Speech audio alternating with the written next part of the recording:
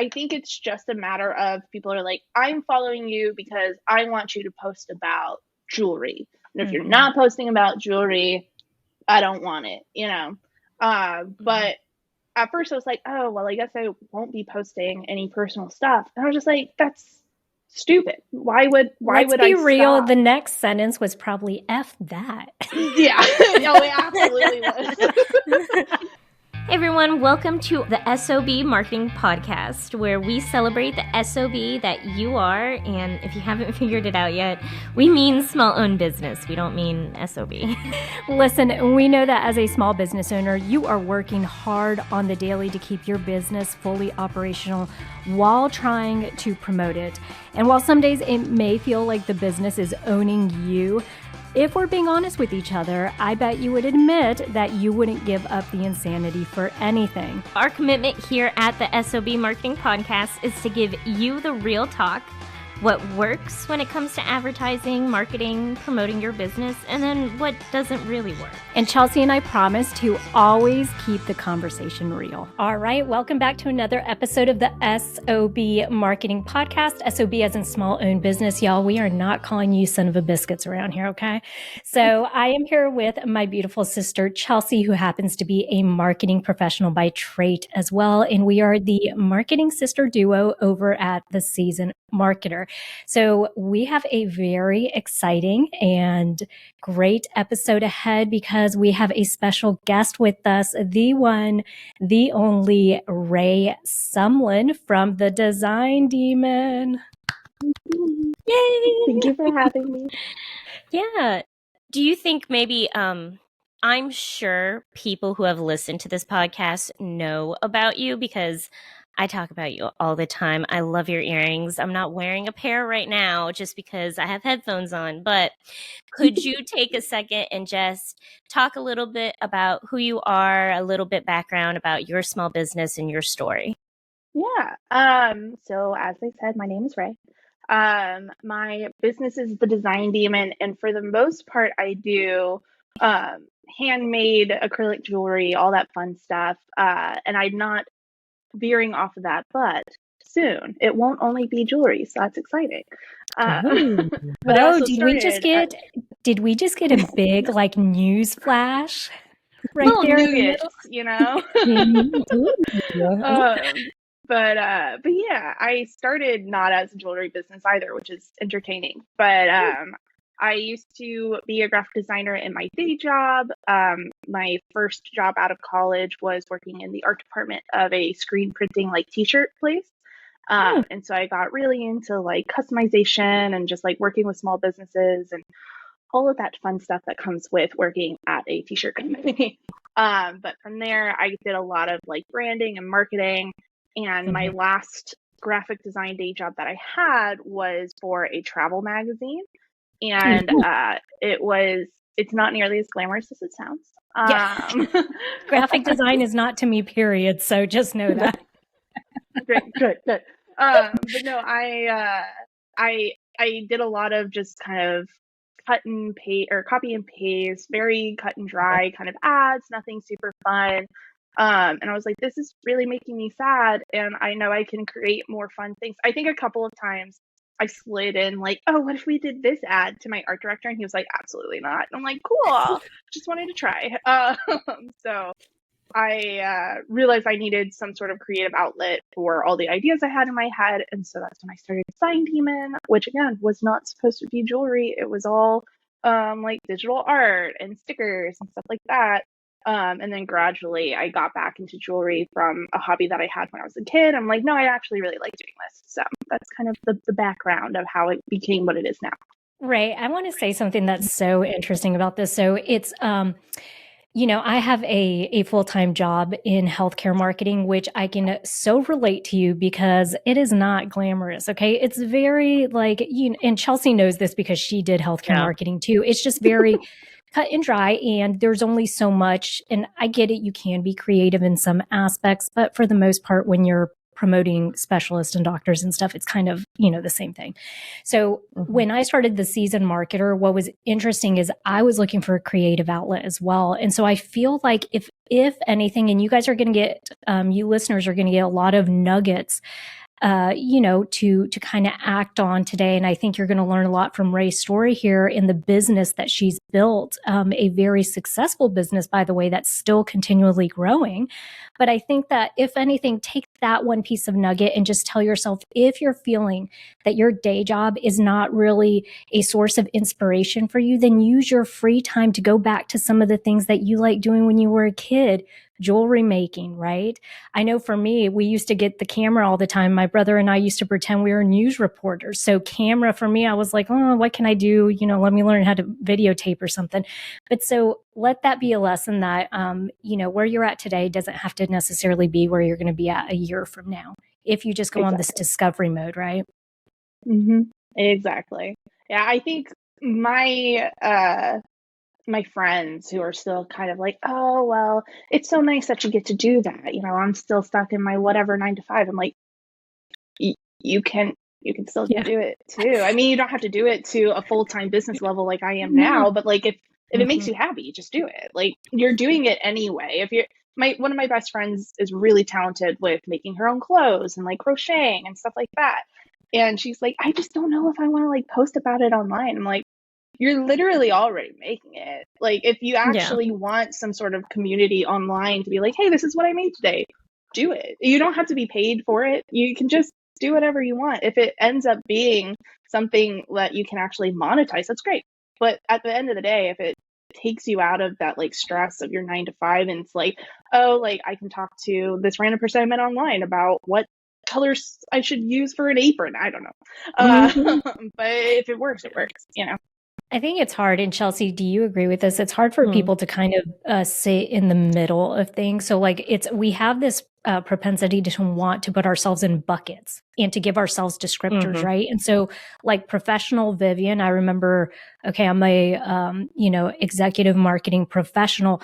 Can I really post something that's not related to that? And then what if people from work see it and it's going to be really awkward? So I'd imagine, Rae, you probably had the same kind of hang up when you were starting to launch Design Demon. I mean, you were known as a graphic designer. What experience did you have in making acrylic earrings, So how do you kind of like get over that hump of professional versus the business?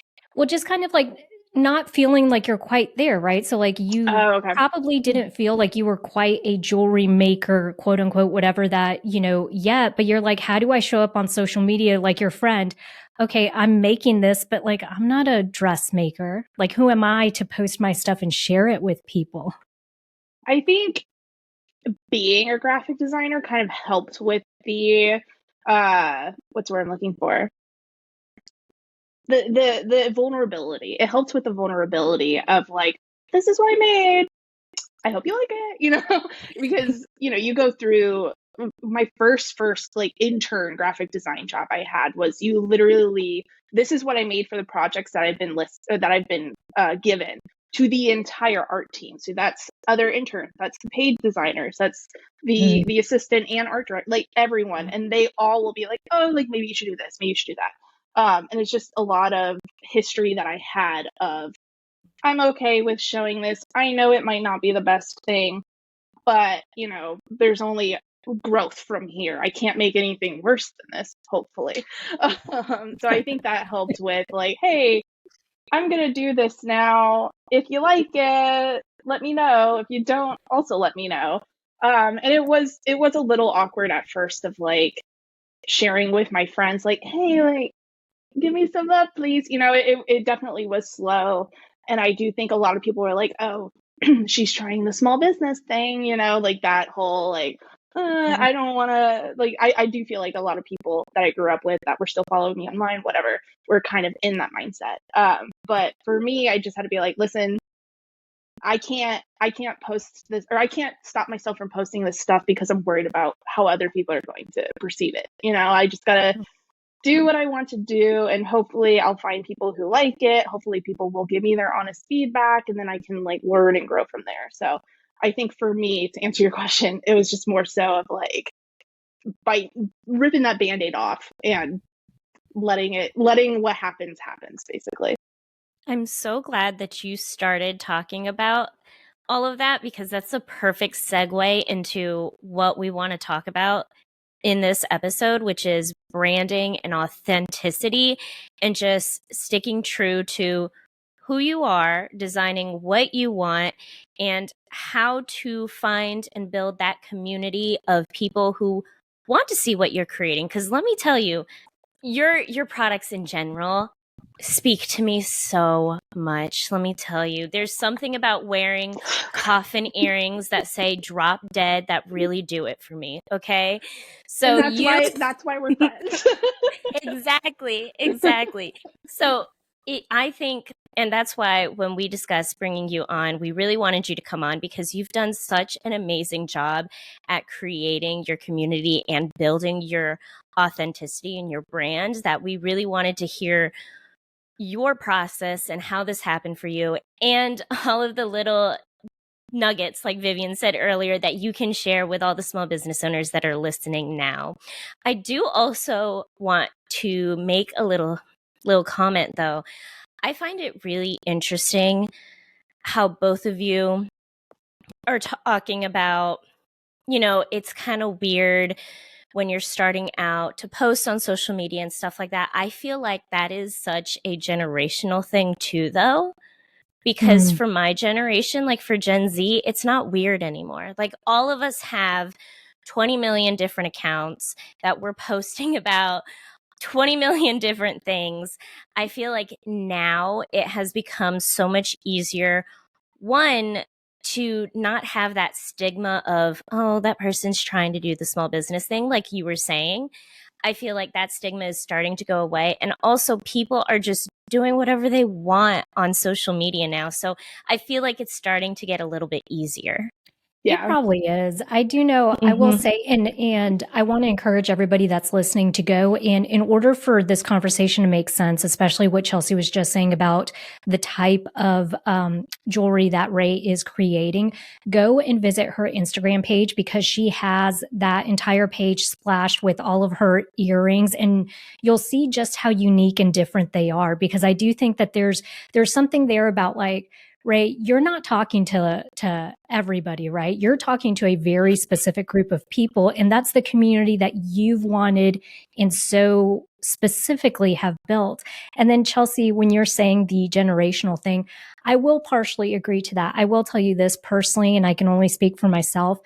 I think the hang up that I had was, for one, I come from a very, like, it's weird being in that, I don't know, that kind of like professional setting, and then having to turn that off and then go and start something. But I also was super hypersensitive to the fact that I did have somewhat of a vision in my head, and I was trying to protect it. And I was like, I don't want people saying stuff to me that's going to, like, my first YouTube videos were so bad that if I had listened to anybody, I mean, I wouldn't be, here a couple years later. And so that's my thing, is I almost feel like it's your responsibility, if you have a vision or you have an inkling of something that you're interested in, to kind of insulate it and protect it, so that the naysayers, the people that are on the sidelines, like you said, Rae, you have people that are still like, oh, well, I want to one day do that. Okay, well, you can. It just means you're going to have to be awkward at it for a little while until you figure out what exactly you want to do. But you have the same capability to build something from zero, to build it up. I will say, on the note of like the professionalism and like shutting it off, there was a time where I was the exact same way, even before the whole travel magazine company I had, or I worked for. There was a time where I was like, okay, well, this is professional me, and this is Rachel, not Rae. And like having to go from, Is your name Rachel? a completely different. Yeah, my full name's Rachel. I just oh my goodness. I know. I love it. People are like, what? I when I first moved here, I would introduce myself as Rachel, and then eventually I was like, I don't want people calling me that anymore. My entire family would call me Rae, all that stuff. My husband calls me Rae. My mother-in-law calls me Rae more often than not. I'm like, I'm not Rachel anymore. I am Rae. Thank you. Nice to meet you. But you know, my boss from the travel magazine will still be like, "Hey, Rachel," yada yada yada. I'm like, that's right. But all of that to say, I had like, you know, my professional and my non-professional personas, you know, separate, like you were saying. But eventually, I was just like, this is silly. Why they hired me for a reason. I have a personality. I'm not just another cog in the machine, you know? So eventually I was just like, I can be, and I think that might be another thing, kind of like what Chelsea was saying. I'm like a zillennial. I'm a 94 baby. So Yeah. I'm at the very end of millennial. So I think that's kind of where the generation kind of swaps again of like, you can still be professional and have a relatively chill persona to you, you know. Even my brother works for a super like Fortune 500 tech company, but everyone on their team is like in their early 30s, you know. And so all of them are like, hey, like, we're all nerds who like video games, so we're not gonna put on this persona of like button up tie, you know, like we're gonna get the job done. We know we're really good at what we do, but we don't have to be like someone completely different because we're at work, you know. But I do think that mindset is what helped me make the stuff that I want to make, because I'm like, I can still be I am a professional designer, professional jewelry maker, but I don't have to be like, oh, well, these are the stones that I used, and this is the gold on gold on gold on gold because that's what everyone's going to wear, which I like that jewelry. I need to make that clear. But it was easier for me to be like, okay, I'm going to do something different. I'm going to do something a little quirky. I know that the people exist because I exist. I'm not that girl, you know, I'm not the it girl. Like, there are people who have the exact same personality as I do everywhere, and I'm going to find them, just like Chelsea. So yeah, all of that to say, it's easier to figure out what you want to do professionally and with your own small business if you just are like, this is who I am. I don't need to, you know, be a different person because it's my job. I love that. I mean, that's a great point. And I'm going to add that on to key points of why being authentic is important as a small business owner. Getting into the meat of this conversation, though, we also are going to talk about how being authentic is going to help you build your community. It's going to help you create unique products and services that are going to help you stand out as your own small business. It's going to help you feel content, feel happy about what you're doing. You're going to get less burnt out. And honestly, it's going to be the thing that makes you successful. Because if you're doing what you want to do, being authentic to who you are, you're going to find your people and you're going to find success. So I do have a very specific question in regards to that, Rae. So there are a couple different, I think, ideologies when you approach something like this. So when you were tinkering with starting to create earrings, were you creating earrings that you liked, like for yourself, or were you very specifically like, this is the type of person I want to buy my product, so therefore I'm going to make earrings that speak to them? Or is it both? It's both, actually. When I very, very first started making jewelry, I was working with resin. And so you could only make whatever molds there were. I tried to kind of cheat the system and like use molds that weren't necessarily for earrings and just turn them into earrings, which is kind of where coffin earrings started, because I used to make coffin earrings when I was doing resin, and I just brought it back this year. But 3 years of not making coffin earrings, I felt like I was going crazy. But I would make whatever I could. Like, the things that I still liked making were still being produced, but you know, I could only make certain things, all of that. But when I was starting to work with acrylic, I was like, oh, I can design whatever I want. It's kind of like the world is your oyster, but you're overwhelmed by it because you're just like, oh, the world is my oyster. What do I want to do? And so from there, I was just like, well, like, this could be cool. And I thought I was, and I still kind of am, but I thought I was really hitting like the Y2K kind of fashion. And like, you know, people who were younger than me was what I thought was the group that was purchasing from me. What I really ended up understanding were it's mostly people who are my age and a little older, around the like 25 to 35 age gap or age range. That's who was purchasing from me. lots of emo people, lots of people who still probably shot a Hot Topic. That's me. But I was forcing this. Yeah, that's me. I was forcing this, like, oh, well, no, I need to make some like wacky, like limited to kind of stuff and just do like these wonky shapes that are like bright pink and stuff like that. I still liked that stuff, but it was more so me forcing, like, oh, I think this is what the people want from me. And so just making whatever I wanted. I still love bright pink. Pink is my favorite color, but it doesn't have to be like all Barbie core all the time, and that was something that took me a while to learn. And I truly do think that probably about summer of last year is as early as I started realizing that, or as late as I started realizing that. So it did take a while to answer your question.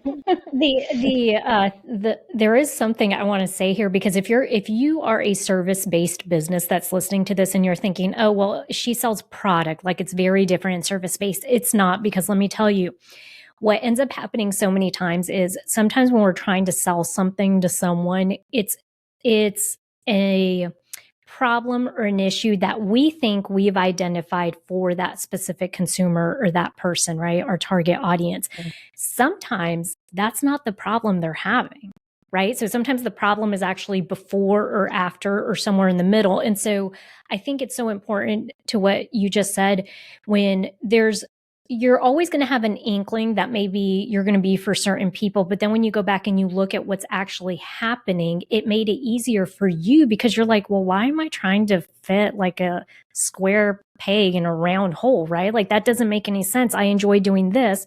That also happens to be, my target market, and the people that are wanting to buy, they like the same things I do. So, I can still dabble in this, but I don't have to spend as much time doing it as I thought. So I love that. Across the board in all industries, I think that's super effective way to go about just kind of looking at things. Y'all, look at what is actually going on in your business. Look at your data. That's what it is. It's looking at your data. It's looking at what's going on. It's because you're a nerd, Chelsea. That's whatever. A nerd that still shops at Hot Topic, by the way. Yeah, I'm not. Yeah, I'm a cool nerd. Yeah, cool nerd. I asked Chelsea in a previous episode, what was that thing you were talking about? Those little figurines that have the bobbly heads. Funko Pops? Yes, I had asked her. I was like, are you saying Funko or Fungo? Yes. That's a Funko Pop. I am looking at 1, 2, 3, 4, 5, 6, just on the shelf above my head. She's trying to explain it to me, and I'm asking her, I'm like, wait, what word are you saying? I'm like, clearly I'm not schooled in Funko Pops. No, Get up with it, Vivian. Okay. That's why I hang out with y'all. True. I really want to know, Rae, what is your process for coming up with new designs? Like, I know we just discussed how you've changed your products into, more suited for the emo girls like me. I know. But like, what's your process with your new designs? How do you come up with, how did you come up with the coffin earrings? So this is a multi-laned traffic idea. Okay. So one of the things that I used to love doing back when Twitter was Twitter and not X was I would see these posts that would just really make me mad. Or just like, women need to do this. Or like, if you do this, you're wrong. And so I would retweet it and I would be like, no, with a heart. Right? I'd be like, no. Yeah. And I know I'm not the only one who did that. A lot of people did that. So that inspired the Valentine's Day 2022, I think, design of a red heart that says no in the center. Yeah. Yep. It says what on the center? No, it just says no. It's a heart that says no. It's like a the idea was that it's a conversation heart. And so that's been one of my most popular designs. Literally since the day I made them, people love them. I can't blame y'all. I love it too.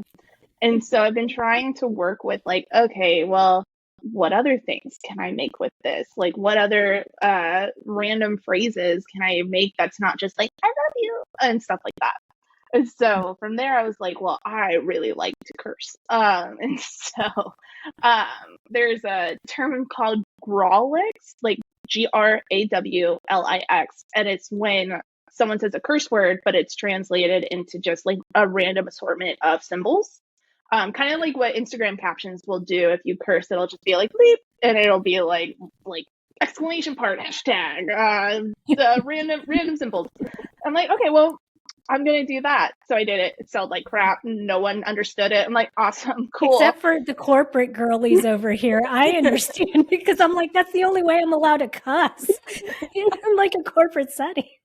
I called it the 4-letter word earrings, and so many people were like, what? What is it? I'm like, oh, never mind. That Not didn't my do. target audience. One time I was wearing a Donald Duck sweatshirt, and the sleeves have random symbols on it. And so I wore the sweatshirt with the grawlix hearts to Disney, and people were like, I like your Donald Duck earrings. I'm like, okay, now you get it. Thanks. I decided to stop making those because no one was buying them.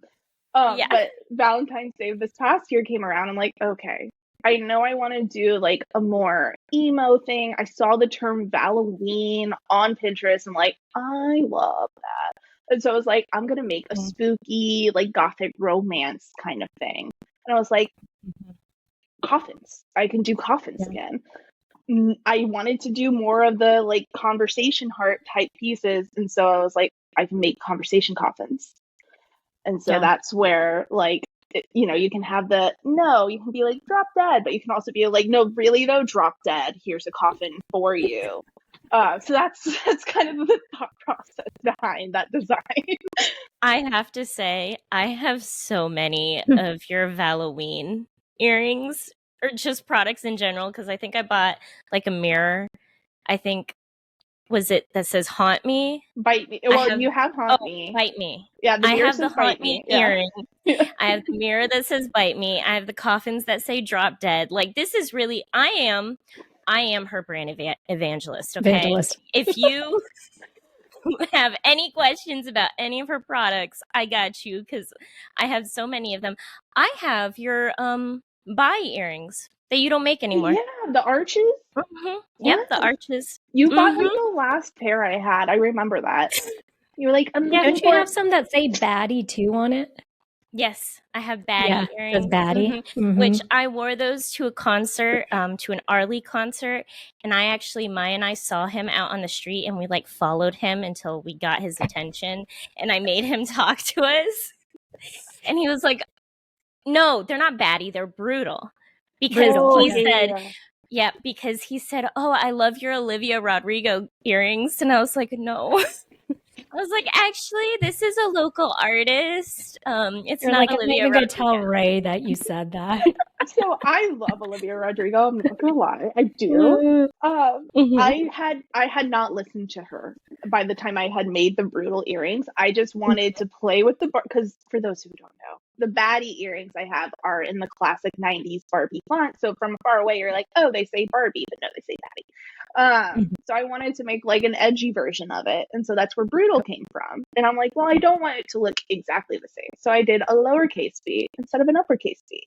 You want to know who has a really popular song that spells brutal with a lowercase b? Olivia Rodrigo. Come to find out. I'm like, oh. That's hilarious. Yeah, so they're not purposefully Olivia Rodrigo, but I can definitely see how he was confused with it. Yeah. So if you're listening to this and you're not a goth chic person like Chelsea out there who owns every single one of Rae's earrings, I can tell you, if you're more my age group, a little over 40, what I love is that you are so particular about what you're putting out there. So you're just not creating these designs and saying, ooh, crossing my fingers, I hope it works, but you're very detailed about where you're going with the design as far as like the fonts you're using and what your target audience may like. The other component to this is the fact that you create stuff that can be so versatile. So for me, like I know the pair of earrings that I have from you are ones that they have these little like hoops and then it has a heart in the center of it. Well, I can take the heart off and just wear them as the hoop by itself, right? And so when you're creating this, are you trying to give people consideration? Because my what I'm thinking is you came out with a line where actually you can change out the what do you call the dangly things on there? The charms. The charms. Dangly things, y'all. Okay. Me as someone outside of it, like, yeah, the charms, and Chelsea as a sister is like, the charms. It's because I literally sometimes I'm like, what's that word? Says the person, Chelsea, who did not know what brand evangelist was. Thank you very much. Okay. And now you're a brand evangelist for the Design Demon. Thank you. You're welcome. Your older sister is always teaching you things. All right. So you do it's circular learning. That's right. We teach each other.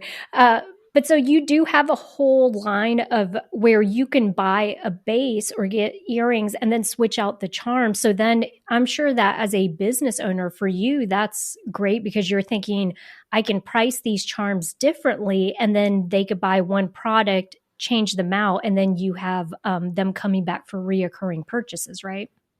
Yeah, it's been very fun to kind of test that. So I started doing, I call it the charm bar, which I know is not like groundbreaking because apparently a lot of people do this. I started the charm bar in October of 2022. So I've been about a year and a half at this point working with it. And I used to only do a bunch of the really difficult to make pieces, like the baddies and the brutals and stuff. Those take me at minimum 30 minutes to make. And so I was doing at least 2 markets every weekend.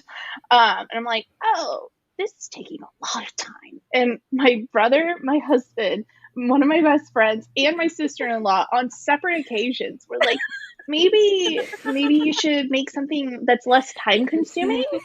I'm like, no, then it's not nice to look at. And so I was just like, absolutely not. Like, I want something that's like just a huge like masterpiece to look at. I have a very big ego. That's been a very, very big flaw throughout my business journey. But they were like, no, but really, if you want to fill your entire display with stuff, you need to have something that's going to be less time consuming to make. And so I was like, okay, well, I can do charms. I'll do that. And so I used to just sell, I had a bunch of pink that I was working with this week. So I'm going to make pink stars, put them on hoops, sell them. And people were like, oh, well, do you have blue stars? I'm like, I mean, not on me, but like I can do that. I can make it. Yeah. I'm like, okay, well, I'll start just doing like 3 different colors, whatever I'm working with that week, I'll just put on display. And they're like, well, can I get this in like a gold hoop instead of a silver hoop? I'm like, I mean, yes.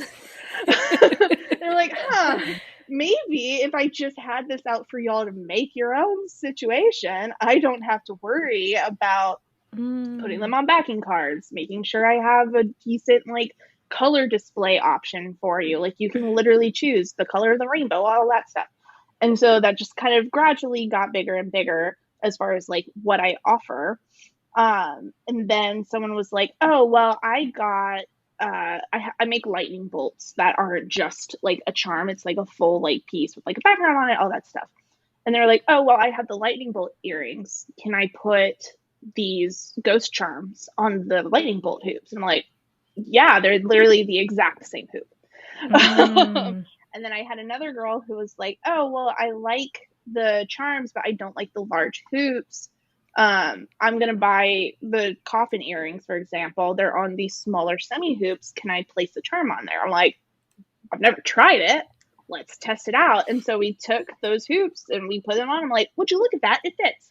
That's amazing. So, yeah. So from there, I'm like, oh, it's like super versatile. And then people don't have to continuously buy a bunch of different pieces. They can just buy like one of the masterpiece pieces and then just the charms. and then go to town on whatever they want to do. So yes, it's been very nice. Newsflash, you guys. Did you hear what Rae just said? You do not have to have this big idea. It's okay for you to repurpose an idea of something you've already seen out there. And I think that's what holds people up so much. Like you're saying, it wasn't new or innovative, but the fact is your people were asking for it. Your audience was like, hey, by the way, and they weren't specifically saying that, but all the interactions that you had, you were slowly starting to piece this together to say, well, why am I making it harder for myself? And why am I not just giving them the flexibility to have an experience when they show up to my booth, which, by the way, you guys, please go to Rae's Instagram because her booth display is beyond amazing for these vendor markets. And I think that's the thing is you're talking about an entire experience, right? It's not just like, hey, I have a product, but I want you to experience something when you come in. You have the capability to build your own earrings and to, interchange stuff. So that's amazing. Yeah. I think another addition to the point that you just made was on top of it not being a new idea, I kind of was inspired by my original display of it from Disney World, a huge Fortune 500 company. They used to, I don't know if they still do, but I used to go to Disney all the time when I was a kid. And they used to have a charm bar where you could get a charm necklace or a charm bracelet, and every little store you went to had these charms on display. So like you could get whatever charms you wanted for that trip, but if you came back in a year, you could get another one to add. And I mean, again, a lot of people do charm bars now. I mean, I think I follow a couple of people who that is their business, just charm bar. But the fact that you don't have to be a Disney to do that idea. Just make it into your own, do your own charms, whatever. But it just because it's a big company doesn't mean a small business can't do it too. And I am curious if you and Chelsea agree with me on this. I almost think that as small business owners, we are masochist in the sense that we feel like we have to work so hard. Like when you were saying like, hey, 4 different people in your life that knew you very well and knew your business very well were like, hey, you don't have to make it that hard. Like you could do something simpler. Okay? Are you just like, raging out to like punk music all night? You're in your depressed phase. Like what's going on? Why are you making this so difficult on yourself? But it's interesting because I do feel like we have a part of that as small business owners where we feel like in order for something to be really good, it can't be that easy. And I know Chelsea and I have made this point before where it's like, it doesn't have to be hard. Like it's still like a good product's a good product. A good service is a good service. Even if there are people now that will come out and clean your trash cans, y'all. Okay. Just because you don't want to do it. Yes. You can pay people. Yeah. And this is because I'm a part of the Daniel Island Moms group. And so they have a lot of disposable income. You can pay someone to come and like literally spray your trash cans down. I think like once a month or once every couple weeks because some people don't want to be having to do that. So it smells awful if you don't. Yeah, exactly. It's so smart. Sorry. No, I don't do that. I don't. And my HOA is like, you have to keep your trash can in your garage. You can't have it out. I'm like, well, my garage smells awful. Thank you. That's why y'all just need to move to the country. There ain't no rules out here. I don't have any rules. Yeah, true. You don't, Chelsea. No HOA. I want to talk about Rae. Can we talk about the spicy book series? Can we talk about, because here's the thing. I really want us to also discuss what happens when you're being authentic to who you are and sometimes people get turned off by it. What do you do? How do you navigate that? So can you talk about the spicy book series and what happened? So I was recollecting on it, and it's such a strange thing. So it's a domino effect of things that happen. So work with me. It was Christmas time. I and a lot of other jewelry creators did a huge giveaway, and it was one of those things where it's like anyone tagged in this post, follow them, you'll be entered, all that fun stuff. So I gained a very big influx of followers right before Christmas. But again, this giveaway was, if you like acrylic jewelry, then you should follow all these people. And so I think that people followed me being like, oh, well, she does acrylic jewelry. Little did they know that I have a personality. But the weird thing, the weird thing with this is that one of my biggest sellers during Christmas time are my ho-ho-ho earrings, and they are not Santa Claus. I have a pair. Yes. There's ho with the E at the end of it, right? Yes. Yeah. Yes. They're fun. They're not to wear at the dinner table with your family on Christmas Eve. But I was gonna say, unless you come from our family. Well, I also wore them at Tim's family Christmas family too. See, that's the family that I can't wear it in front of. It's like, oh, your grandmother's gonna be there. Ugh, I won't do that. I mean, I probably shouldn't have, but you know what? This is who I am, so they gotta live with it. It's like, your grandson loves me. Okay, that's all that matters. Anyway, so, but those were the earrings that I was like, hey, if you win whatever prize, this is from me, the prize that you're going to be winning are my ho-ho-ho earrings. And you're just like, okay, so you're aware that this is not your stereotypical jewelry account. Great. I took a few days off because of Christmas after that giveaway had ended. And the first post, one of my first posts back was like, this is my book haul. What are you all reading? And one of the people responded with smut, only smut. And I'm like, okay, I have to share this response. It's too funny not to. One of my best friends had gotten me like a shopping tote that said hot girls read smut. And so I took a photo of that, shared the response to what are you reading? And I was like, LOL, love that for you. Love that for me. All that stuff. Made a joke about it. And then I got like 30 people unfollowed me because of that, presumably because of that. I'm like, well, that's weird. And then like a couple, because again, this was like the week in between Christmas and New Year's. So it was like the very end of December. A week later, I posted, oh, Happy New Year's. My husband and I are playing a Resident Evil 2 drinking game. We're playing through the game and we're gonna get very intoxicated. Happy New Year. And I posted that. Lost a bunch of followers from that. I'm like, what in the world is going on? And so I think it's just a matter of people are like, I'm following you because I want you to post about jewelry. And if you're not posting about jewelry, I don't want it, you know? But at first I was like, oh, well, I guess I won't be posting any personal stuff. And I was just like, that's stupid. Why would Let's be real? Stop? The next sentence was probably F that. Yeah. No, it absolutely was. Piss off. That's one of my stickers that I've made. That was my response. Sorry, it was a heart. That's why I did the heart. So I was just like, this is stupid. Why would I change what I share about my personality online because of these random people who followed me to get something for free, realistically, don't like the personality that I'm showing. That's dumb. And the new part of my personality, the new interest that I was sharing was books at the end of the day, was spicy books. And I've gained a lot of, at least a community. I wouldn't say I've gained random followers because of it, but now I know I interact with a few members of my community now because they're like, oh my God, I didn't know you read those. What are you reading now? And we'll like go back and forth. It's like, oh my God, I can't believe this happened, stuff like that. And so because of just being authentic to what I enjoy and what I want to talk about, I've been able to connect with my community members better because of it. And so I realized from this situation of like, yeah, I might lose followers, but those aren't the followers that I want to have on my page.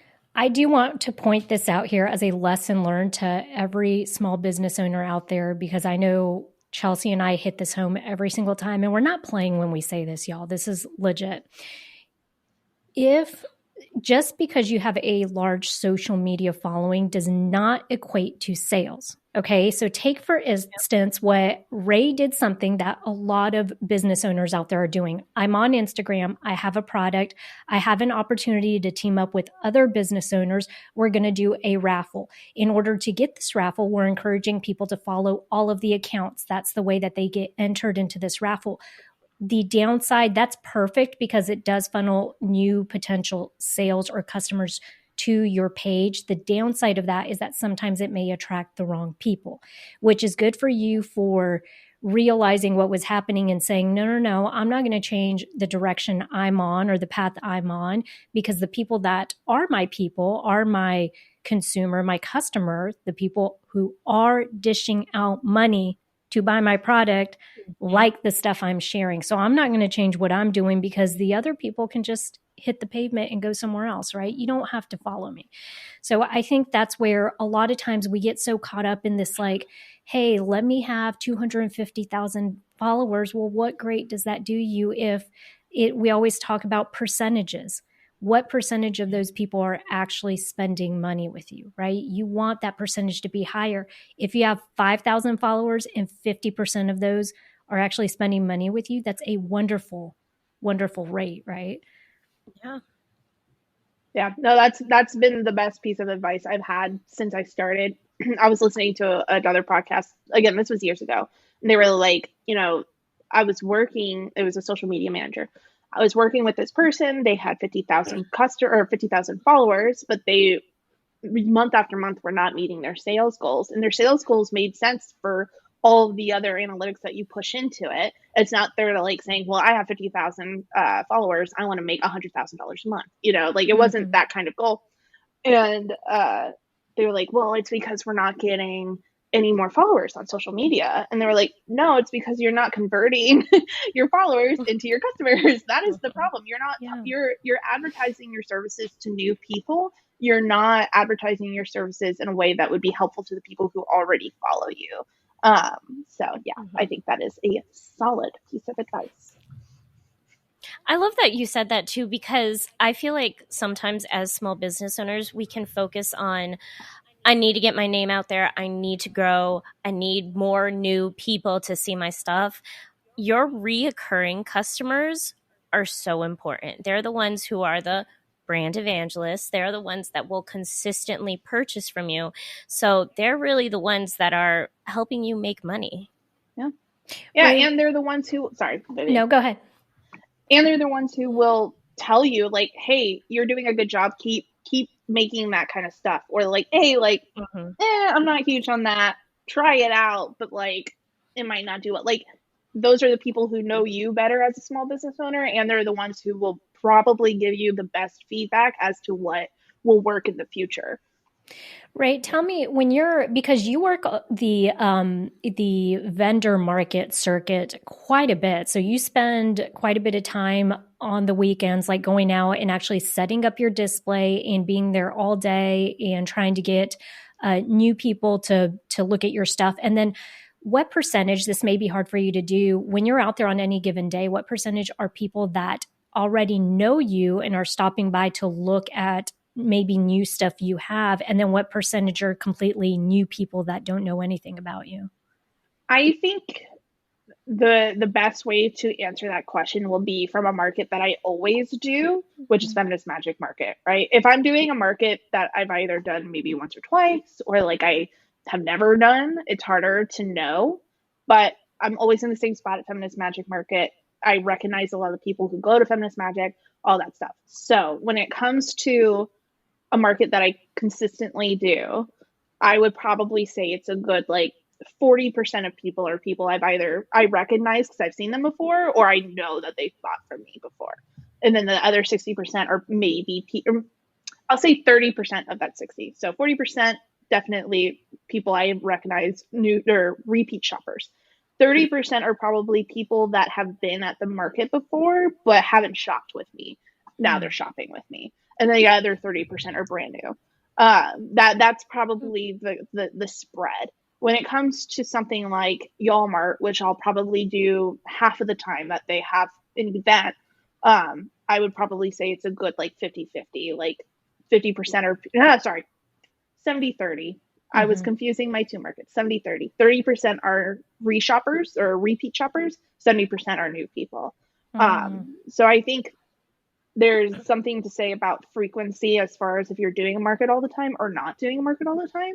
I think something like a Walmart or Feminist Magic, when it's quarterly, you don't, as a shopper, can't go to it all the time. You'll probably be going as many times as you have the opportunity to go. So as a vendor, it's easier to like recognize new versus old people. But if it's something that is like a farmer's market where you're going every single week, you'll probably see a lot of return people that aren't shopping with you because it's like, well, I saw you last week. Like, what different stuff would you actually have? So I hope that answered the question. It well. did. It did. Okay. Yeah. I will say I could not go to Walmart this past. Was it this past weekend or the weekend after that? It was this past weekend. Yeah. Well, it was more of I had to be a big girl and have a conversation with myself and say, Chelsea, you do not have money to go to Walmart, so you're not going this time. It's just going to make you sad that you can't purchase things. So I just didn't go. Oh my God. I'm proud that you're being a big girl. I feel like that was also a little shade to your employer. No, it was not. Yeah, pay me more money. No, it was more shade to Tim, if anything. Yeah. He made me spend $200 on plants. On plants. Plants. Well, that's plants. Yeah, that's a very big girl investment. Tim and I have like an actual like legit garden. Like we have a lot of bushes and a lot of like vegetables and fruits and stuff like that. We purchased like a tangerine tree that was $50 right there. So like it was a big girl purchase. It was worth the money. It still was a lot of money though. So but think of all the tangerines you're going to eat. Yeah. I hope so. I do want to ask, Rae, when you started out, when you were first going around all the markets and stuff like that, were you actively trying to build a community or did it just kind of happen? It just kind of happened, I'd say. Yeah. I think it's easier to build a community online. And so obviously one of the things that you want to happen at a market is like, follow me online. But for the most part, I can have more extensive conversations. It's hard to have a conversation when it's really just me talking and hoping that it goes out and people are like, yeah, I like this.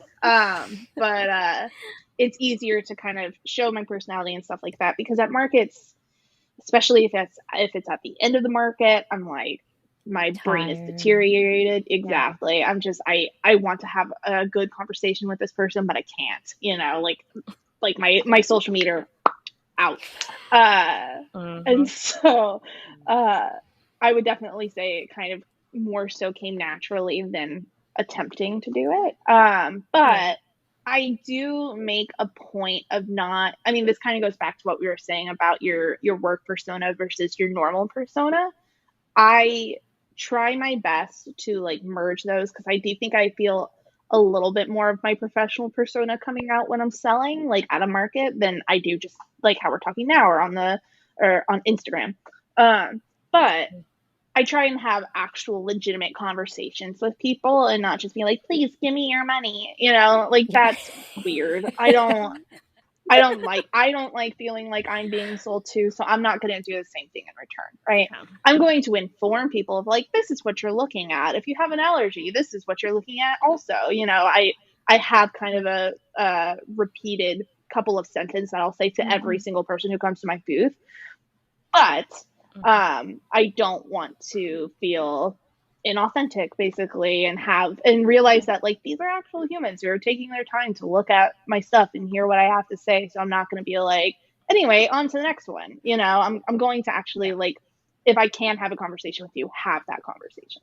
I do want to go back to you saying that it's harder to have a two-way conversation on social media. I think you do a great job with conversational marketing, specifically on your stories. I mean, you'll share things that you're thinking about doing or working on. You'll give people the option to send you a message and be like, hey, this is how I feel about that. Like you ask for people's honest opinions, you do polls, stuff like that. Like I think you're very good at bringing in your community and allowing them to talk to you and give you their opinions. I know I do it all the time. So, but I do appreciate that. That really is. I mean, again, it goes back to what we were saying earlier about if you build this community, it'll give you more of an idea of like what people like you want to see and what they don't think will do well. And if you listen to them, then you're as a business, you're going to get better. I also technically do that because the only person who I have 24/7 access to is my husband, and he will lose his mind if I'm like, what do you think about this? What do you think about this? Or if it's color, he's colorblind. That doesn't help. I can't tell you the amount of times I've come out of my office and like, here's the new idea. And he's like, I don't get it. I'm like, God, you're not the person I need to talk to. Instagram, here we go. So that's why I do that so frequently, because I do have that kind of in the back of my head of like, will people like this? I hope they will. But on a third flip side, I do it sometimes. I'm like, I know you bitches are gonna like it. Here you go. Like, she's like, just boost my ego a little bit. Just tell me you like it. I already know you will. But I do want to put a big asterisk here, because everything you just said, Chelsea, yes. Rae, you confirmed it. Yes. I'm going to add one extra thing here and say people can sniff out when you guys are fake and inauthentic about this, because the one thing that sets Rae apart is that not only does she ask for your feedback, but you actively, when you follow her, you actively see her applying that feedback in some areas. Now, she doesn't do it all the time, but because it's her business ultimately, but you see her like kind of following up to say like, well, hey, you guys wanted this. This is what I'm giving you, right? And so if you're doing it just for the engagement, people are going to know. They're going to know. Okay. So don't do it. I think that's where, for me, at the Seasoned Marketer, bringing Chelsea on board was one of the best things I could do, because she's able to devote that time and to be the face of it and to carry on those conversations where like, I'm just buttoned up. That's how I am. And I'm trying really hard not to be, y'all. Okay. But it's much more of a stretch for me than having her, because she's got a personality like you, where you guys are just, I feel like you're much more comfortable. You show up naturally, right? So I think just word to the wise, y'all, don't be doing it for engagement. If you're going to ask for feedback and stuff, actually try to show people, your community, that you're using that feedback for something. Yeah, that's really at the core of conversational marketing. It's a two-way conversation that both of you need to be working on. Yes. No, but I want to say this because social media has just got us all jacked up. Can we just say that out loud? Because there is that reel. I don't know if you guys have seen this reel where they were clipping together pieces. So they would have a mic in front of them, like they were on a podcast pretending to do, and then they would shoot the camera angle. And I'm like, liar, you're not on a podcast right now. Like just shoot it, front facing it or whatever. I don't know why people are like this. I think it's they feel like if they have something to say and if it's put in the form of a podcast, it'll be taken more seriously, or it'll be more likely to go viral. You're right. Social media has really messed with our minds. It has. Which, speaking of, that leads me right into this next question I have for you, because I know Chelsea, you had mentioned the word burnout earlier. And yes, I have. A recent reel, this was 2 reels ago, you posted this, Rae. It was a reel where you were very transparent about what you called quote unquote seasonal depression and feeling uninspired to create. And so the reel was basically like, I'm coming awake again, right? After months of like not feeling like I was inspired to create something. Was it hard for you to, because I'm assuming you were being serious about that. You were just not feeling inspired. So was it hard for you to make the decision to actually share that with your community, or did you feel okay? And then also, what do you do to pull yourself out of that? Because you have a small business to run now. I felt comfortable sharing that because, and this is something I wanted to touch on while we were talking about this. So great timing. Being authentic to even the bad things that are going on in your life makes everyone else be like, oh, like I do that too. I'm not alone in it, all that kind of stuff. And so a lot of the influencers, other just small business owners that I follow, even some of the celebrities that I follow on my personal time, like being able to kind of learn from them, be like, oh, I am not crazy for feeling the way I'm feeling.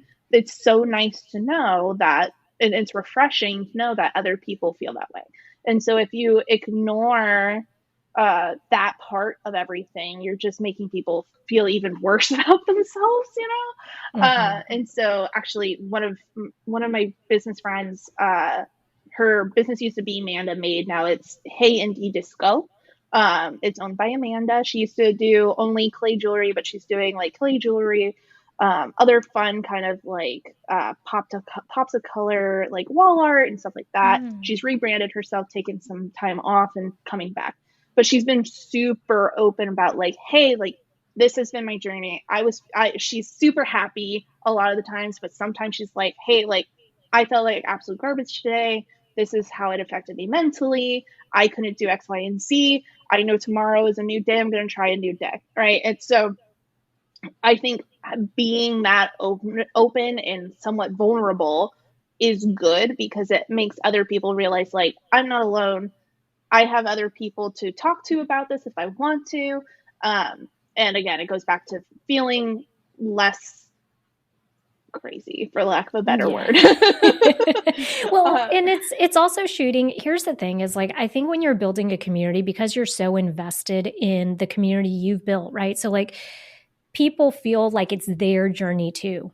If they've known you, like Chelsea, I know part of the reason that like she loves your brand so much is because she feels like you're her girl. Like, oh, you know, she's my people, right? Like if someone, this whole controversy with all of that, I remember her calling me one day and she's like, do you know what's going on? I'm like, no, like I haven't been on Instagram with the today. spicy book thing. Yeah. But so it feels like if someone's out with, you know, pickets to pick on you, these people are showing up to say, no, you will not have anything bad to say about the brand we love. But showing that side, I think gives them a realistic perspective of, as humans, what we're experiencing. Because if you were to only show up and show them the really nice aesthetic stuff, well, then they're missing half of what you're doing during the day, which is as a small business owner, putting out fires, looking at, you know, all this stuff.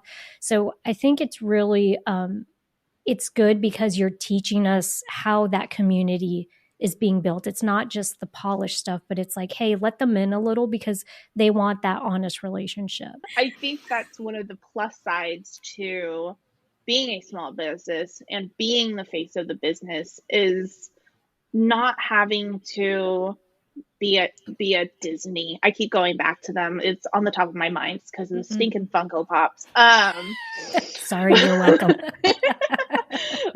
But you know, they have to go through all these PR related thoughts and just like, oh, like how is this going to come across? We don't want to say anything about this. We don't want to say anything about that. As a small business, you'd be like, no, like this is what I make. You're looking at it because it's from my brain. The other part of my brain is what comes out of my mouth and what I do. And so you have more comfort being open in that way. And I think with social media in particular, you have this kind of parasocial relationship with a lot of people that you follow. Like I know way too many things about my like favorite like Twitch streamers and stuff like that. I am very awkward in person. And so my husband's like, well, what if you like ran into this person? Would you like, hey, can I get a photo with you? I'd be like, absolutely not. I don't want to talk to them. No. But I could be like, oh, I'm so sorry that happened to your dog, you know, like in the back of my head. Or like I'll like respond in the chat or whatever, be like, oh man, that sucks. Never in a million years would I actually talk to them in real life. I do want to bring up here. It's pretty funny that Chelsea she wears her stalker hat, or she waves that stalker flag very proudly. Okay, like she told you she stalked the guy from Arlie. She stalks you. Like I mean, she's just fine with it. So my stalker moment, I went to a YouTube convention back in October, and there's this girl that I follow. Shout out to Jessica Stansberry. She shares like, she tells you how to grow a business online and all this stuff. So she does courses. Well, she's got a pretty big following on YouTube. And her thing is she's from Tennessee. And so one of the things, or that's where she lives right now. And one of the things she says is she has a very pronounced accent where it's like, hey, y'all, or she's got this intro. So when I went to this YouTube convention, we're in this big room, tons of people, and you're allowed to go up to the mic and form a line and ask questions. The second, I couldn't see her, but the second I heard her voice, I was like, that's Jessica Stansberry. So what do? I wait till she comes down this aisle and I go up to her and I grab her. I don't just approach her. I grab her arm and I'm just like, I just want to say that I follow your YouTube. I love you so much. Yeah, I love you so much. But it was funny because she's just like, and it's something like you said though, is you've never met these people, but yet somehow they are so transparent and they've done such a good job of showing up consistently that you're like, wow, I feel like if I did meet you, we would be instant friends. Oh, absolutely. Yeah. It's like, I feel like I know you in this strange way, which is not a bad thing. I'm not saying that like you shouldn't be like, hey, I'm a huge fan. Well, of please your work, just don't touch people, y'all, because you don't know how people are going to react. Obviously, I didn't get punched in the face, which was great, but one day this is going to catch up to me. Yeah. Please get off of me. I just want to say, like, Vivian, I know you were not coming after me about my stalker moments. Like, you followed Darius Rucker through a stadium. Halfway through the stadium, yes. So, and in the picture, Rae, I want you to know, because my best friend really loves him and wanted a picture, but they were trying to be so low key because they didn't want a crowd to form. So his bodyguards, I was like, is that Darius Rucker? And the guy's like, mm-mm. I'm like, no, I think it is. And he's like, mm-mm. Like he wanted me to go away. It's like, come on, man. So I did follow them half a stadium, but in the picture, and I'm going to share this with you, Rae, my best friend is standing next to him. He's like in between us, and I have my hand. You could see my hand squeezing his shoulder. Like I'm keeping him in place. I was like, I have problems. Don't move. You're going to take this picture. Because he finally was like, okay, let's do it really fast. Oh my God. See, I only followed Arlie down the street a little bit, and then I went, Arlie, and he turned around, and I was like, I knew it. So it's fine. See, I am so different from y'all. It's crazy. I have two different instances. One was an actual meet and greet where you're like supposed to be like, hey, I'm a fan of yours. And I still couldn't even get that up. Who was it? Barry Jenkins. There's a movie that won Best Picture of the Year a few years ago called Moonlight. So he's a director. And so he went to the same college that I went to, and I worked at the on-campus movie theater. So he was doing like a small meet and greet with the staff because it was like shown there, like on his like Oscar circuit, all that stuff. And I'll send you all the photo. There's a picture. He put his arm around me in the group, and I'm like, oh, like this is so cool. But instead of like putting my arm on the other side of him like a buddy thing, I'm like cringing. I'm like, oh, I can't be touching you. You're an Oscar-winning director. No. There's that. And then one of the guitarists for A Day to Remember, one of my favorite. In fact, both of these posters are A Day to Remember posters. Love A Day to Remember. They're from the Orlando area, like they live there. And I know this. I know what kind of car the man drives because I've seen him so many times in Orlando, which is so creepy to me. I'm like, I should know this. But just don't spit out his license plate number. Yeah. I didn't memorize that, but I do know what bumper stickers he has. We were at a vegan cafe, and his wife owns one of the vegan eateries in Orlando. And this vegan cafe has never been really busy. Like, they're very small, maybe like 5 tables in the cafe. Most people get their food to go and they're out. But my husband and we were sitting there, and I look up and I'm like, oh no, that's the guy. And like, I didn't have to say that's the guy. My husband knows exactly who it is. I was like, that's Neil Westfall. Oh, that's his wife. Oh, that's their child. I shouldn't say anything. And my husband's like, no, go ask for their photo. I'm like, they're literally eating a meal with their newborn baby. No, absolutely not. And he was like, go do it or I'll do it. I was like, if you do that right now, I will divorce you. Like, don't do it. And he was like, well, like maybe on his way out, you can be like, hey, because we were going to see them at a show. in a couple of days after. He was like, hey, just on his way out, she'd be like, hey, I'm excited to see your set. He's like, I'm like, no. You would even say that? I'm like, I'm going to act like I have no idea who this man is. Just some random tattooed dude walking past me. That's what's happening. So yeah. No. You could have had a picture with like them in the middle of like their vegan quesadilla, right? Like, yeah, no, I can't. I think for me, it really is that parasocial thing of like, I could in some weird reality, I could be friends with a guitarist to a 𝘸𝘠𝘬𝘦𝘠 member. I can't. Realistically, I can't. But in the back of my head, I'm like, no, we're buds in this weird reality. And if I'm like fangirling over him, we'll never be friends. I got to be respectful, right? Yeah. Because we're buds. Yeah. I just went way on a tangent. I'm so sorry. No, I just feel like it's funny because I think, to Chelsea's point, for me, it's like the opposite. It's like when I really want something, I'm like, I will go out of my way just for that split second to have like maybe 10 seconds of courage to do whatever. And I remember this so specifically with Darius Rucker in particular. My best friend was like, because she's the sweetest thing. She levels me out, right? So she's like, no, it's okay. They said no. And then afterwards, when we got the picture and all of that, and she goes, girl, she's like, I always forget how persistent you are. And I'm like, man, but it's kind of like the small business thing where I tell you that when I said earlier, I feel like I have to protect the things that I truly want to happen, or like my biggest thing is the biggest strength that I have as a person is persistence. So even if it's not working for me in 7 years, I'm going to make it work in 10. Like it's going to happen at some point, right? So I do think I will follow you halfway through a stadium if I want a picture with you. Dang it, I will. So I have one more question for you, Rae. I want to know, how do you decide, and I think you might have touched on this a little bit in our earlier conversation, but how do you decide, okay, these are my most popular earrings, I'm going to keep making them, or do you go, you know what, I'm personally tired of making these, I'm going to move on? Like, how do you decide what products are worth your time and what products are in your mind that have to be created? I think it's obviously you have to look at sales, right? That goes back to the 𝘥𝘰𝘯𝘵 earrings I was talking about. Like, I loved those. No one understood them. And there's not really a way to be like, oh, if you want to say the F word, here you go. You know, like, couldn't do that. So it's just like, okay, well, I still have my no hearts. Let's get rid of this. Let's move on.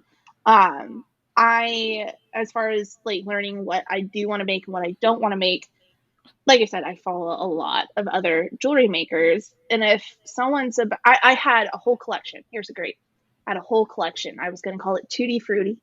I was going to make a bunch of fruit related earrings. I like had the ideas like typed down on my notes app. And then like 2 days later, a friend of mine made a fruit collection. It was strawberries, bananas, and she did a great job. I'm just like, I could make that. There's already like this already exists, and she lives in North Carolina. It's not like it's some random person who lives like halfway across country. Like realistically, the people shopping with me could easily shop with her. Why would I make basically the same things if they're already being done and doing it very well? And so it's like, okay, well, I have these other 10 ideas of collections listed. I'm just going to focus on one of those instead. And sometimes if I'm in the middle of making it, I'll still do it, you know? Other times I'm just like, I wasn't fully invested in it. If I see someone else doing it, whatever. If I see someone else making something similar, I'll be like, okay, well, what can I change to turn it into my own? Like my Bite Me design. Those used to be an earring design before they were turned into a compact. And I was like, well, I like the phrase bite me. I saw it all over my Pinterest at one point around Valentine's Day. I'm like, I really like that phrase. There are a bunch of other people who make hearts that say bite me in it. I'm like, well, what can I do to turn it into my own? Put double horns on it. That's the answer. Did you ever have some that had fangs on it? What am I thinking that had fangs? I make like vampire lips. Okay. Yeah, they're vampire lips with blood drippings from them, which are also very fun. I love that. But like also there are going to be other people who make vampire lip earrings because, first of all, you have Rocky Horror, so lip things are already fun during Halloween time. The next step in the creative process is like, oh, thanks, boom, they're vampire lips. But again, to make it my own, I'm like, okay, well, this is my own drawing of vampire lips. I want to make them big and loud. What if I put blood drips on them?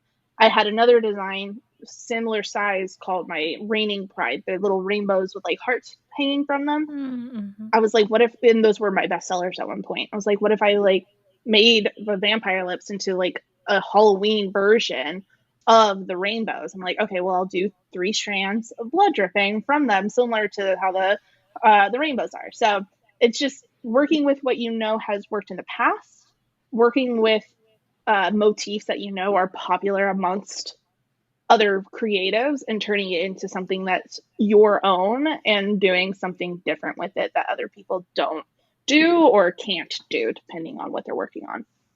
It's very interesting to me because I always feel like marketing it's very much a science, like it's backed by data, but it's also an art form, because what you just said, if I heard you correctly, is, the purpose of marketing is to stand out, but yet it doesn't mean that if someone's creating something, like the idea doesn't have to be original. So like Rae just said, for you guys listening, if it's not an original idea, figure out a way or an element to where you could turn it into something that would fit your brand and that would make sense for your target audience.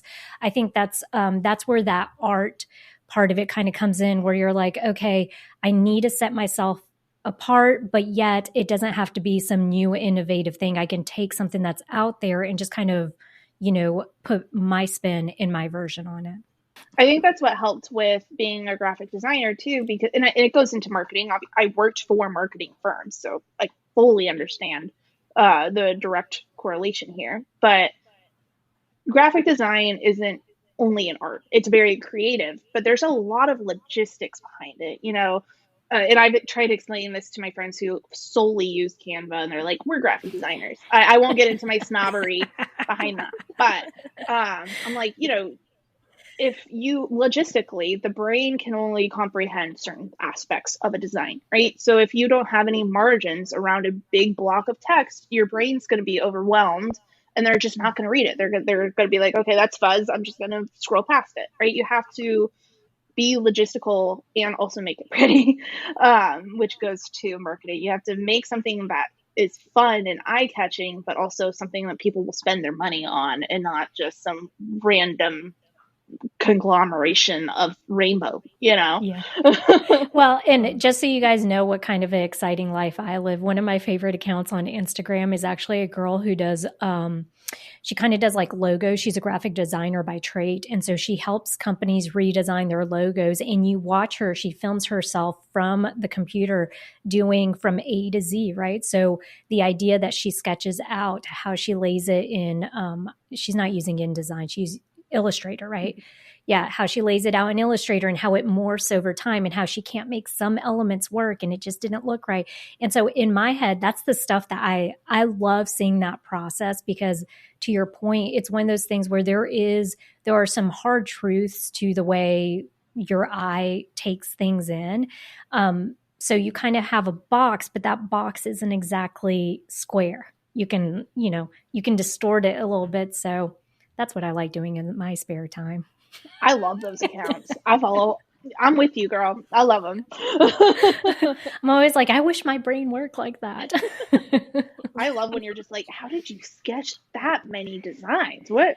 Oh my God. Like, I don't even do that. Like, it's a whole page or just like every inch is filled with ideas. I'm like, your mind is insane in a good way. And a lot of times what I find too, which I'm sure you experience this with, with whether you're doing like the compacts or the earrings and stuff, but what starts off as her sketch, her idea at the beginning morphs. And so if you were to compare it to what it looked like at the very beginning, it usually is not exactly like she's having to improvise as she goes, and then it ends up being better than what she initially thought. But I'm curious, because I know you had given us a little teaser there.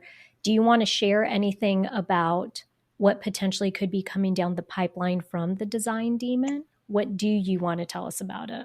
I mean, I can. I've I've been meaning to implement this for literally a month now, and I've just been dragging my feet. Like I'm hiding it with my chair, but I have like little samples of what I'm trying to do with them. But basically, and again, this goes back to what I was saying about doing something different or putting your own spin on it. In a way, it goes back to that.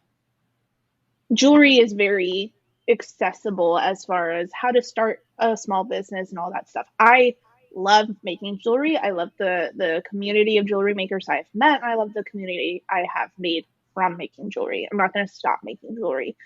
But when you're applying to markets or when you go to markets, they'll be like, oh, I've heard this comment.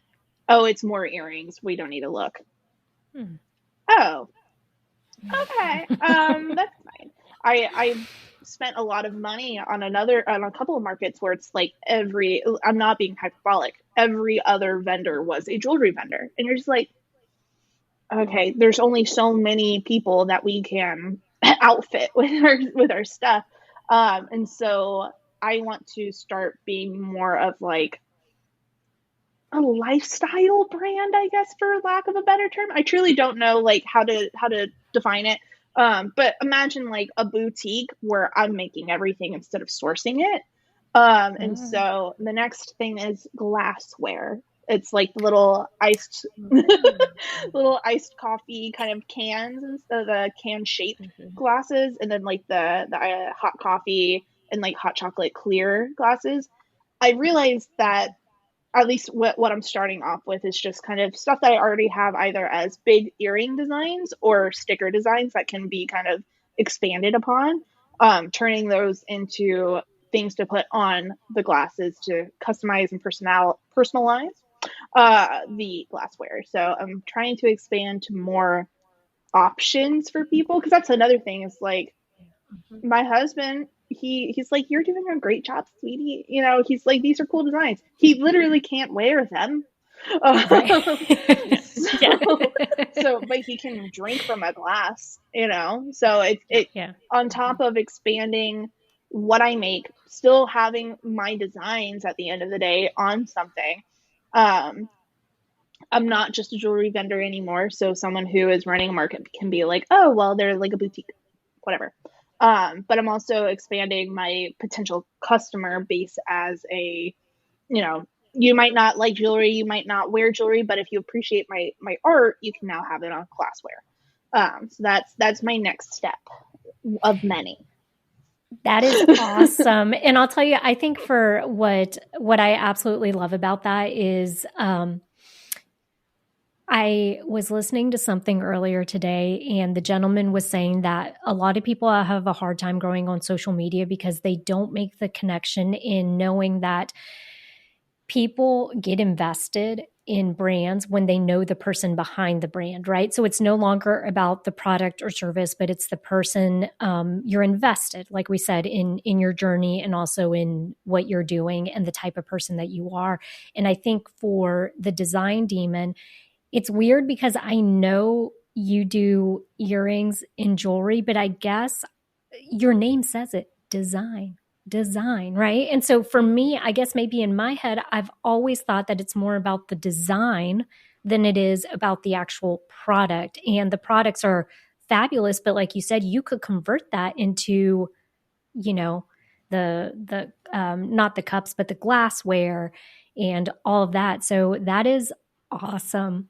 I'm so excited to see that come to fruition. Thank you. And I mean, that's kind of what the compacts ended up being, was something new, but the correlation is still there of like, oh, well, you know, you're going to look at yourself in the mirror when you're putting on earrings and stuff like that. But even like pushing the whole idea of other designs that can be used other places, right? The cherry mirror, those were earrings. The bite me mirror, those were earrings. I have I have a compact that has a knife on it. That was originally going to be a design for a necklace, was like, this makes more sense as a compact. I would vote for, you need to do something with your smut thing, because I've been reading books like that since I was like 12 years old. I think because mom never knew what I was checking out at the library, but it was, so it's still my guilty pleasure, right? But I do think that you have a whole array of people out there that feel the same way, right? Yeah. And again, that goes back to the polls. I had 3 different book themed glassware designs, and I was like, these are awesome. And then like there was one that everyone was like, no, make that one. Don't just make that one. It was it was coffee. I like my coffee icy and my books spicy, which I again did not come up with that phrasing. I saw it on like a shirt or something. I was just like, it's literally an iced glass, and I can turn that phrase into however I want it to look. I like working with typography. I like making little icons. So boom. Yeah. Well, consider one of those sold, because I will definitely be buying that one. Like that, those 2 things, same. Yes. Yeah.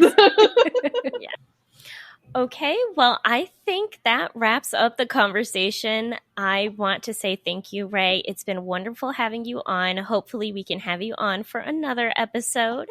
Is there anything you want to share? How can people find you? Anything you want to plug? I am at the Design Demon on all socials.